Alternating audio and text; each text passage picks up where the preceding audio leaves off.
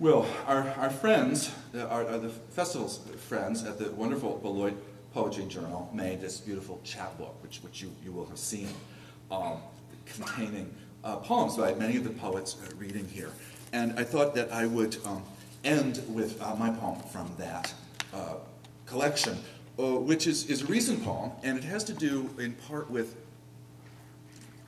the work of the great abstract expressionist painter Joan Mitchell. And Joan Mitchell never got the airplay that the heroic guise of abstract expressionism got. You know, I mean, everybody knows Pollock and de Kooning and Motherwell. Joan Mitchell, of course, partly she was one of the girls, and partly is that she was making enormous, complex canvases marked by a very daring use of color. And so you can walk into a gallery showing Mitchell's work and see an immense painting, which is an event in color.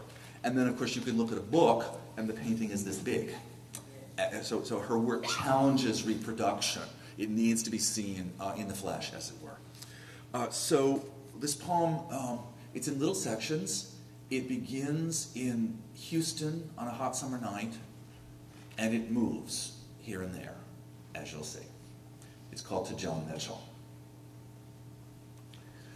At twilight, the locusts begin, waves and waves, nothing to do with lamentation. No one's told them the world is ending. They proceed as always, everything subsumed into, you can't call it a cry exactly, no singularity in it. But the thousands, the 10,000 voices, not singing, audible undulation, the waves these bodies make, seamless, encompassing, filling Bernard Street, as it should be. I want them not knowing. In this way, the sound becomes a kind of refuge, filled with safety and splendor. Or it's more like the big sound puts its hands under your arms and elevates you, effortless, gyrating momentum pulls one upward with it, collective ululation having become a unified, rising motion. Like her great canvas in 4 panels, continuous field so charged as to fill the room in which it hangs with an inaudible humming, as if to erase the gallery over which it triumphs.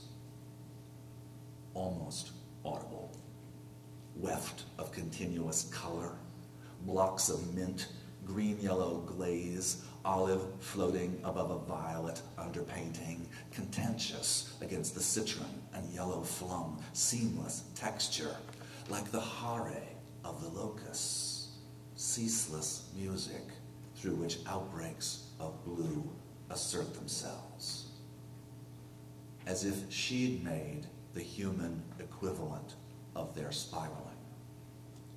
And this was faith. No trust ever held in constancy.